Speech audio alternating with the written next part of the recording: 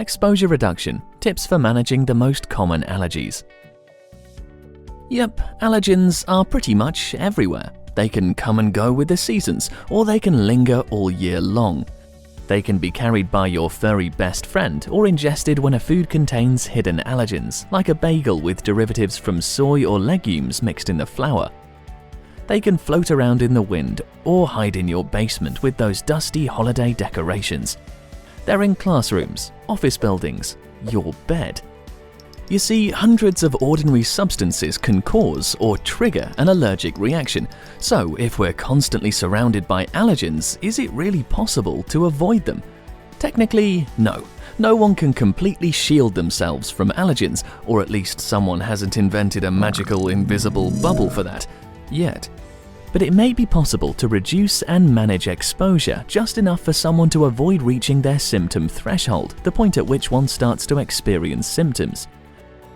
That's why it's important to find out which allergens might be causing symptoms. Testing is a great place to start.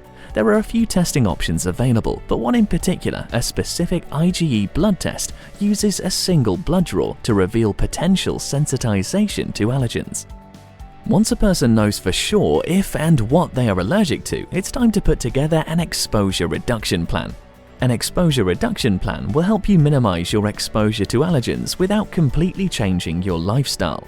And we use the term plan a bit loosely because the course of action doesn't have to be overly complicated or even require a person with allergies to completely change their lifestyle. To give you an idea of what can be done to reduce exposure to certain allergens, here's a few tips. Let's first look at environmental allergies. Environmental allergies are a body's immune response to triggers you come across in your surroundings or inhale during your day-to-day activities. Some common environmental allergens include dust mites, pollen, and pet dander. To reduce exposure to dust mites, use mite-proof cases on mattresses and pillows and wash bed linens frequently in hot water. For pollen, be sure to remove your shoes before entering your home and throw your clothes in the hamper and change into something else. You can also shower at night to wash off any lingering pollen from your body and hair before you get into bed.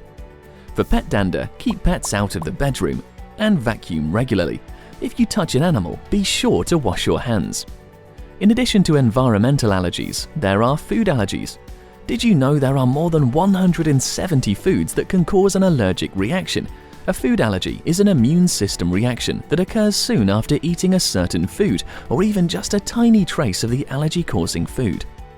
A person with a known food allergy can reduce their exposure to these allergens and the chances of a reaction by reading food labels carefully, talking to a healthcare provider about testing options to confirm if cooked or baked forms of the food might be tolerated, planning meals and snacks before leaving home, creating an action plan in case a reaction does occur, and in some cases, like for a child, wearing a medical ID bracelet. You see, a person's quality of life doesn't have to be completely altered, and they don't have to avoid doing what they love, such as exploring the great outdoors or volunteering at an animal shelter. Knowing what exactly a person is allergic to, taking the necessary steps to avoid exposure to those allergens, and staying below their symptom threshold can offer relief and help individuals continue to live life to its fullest.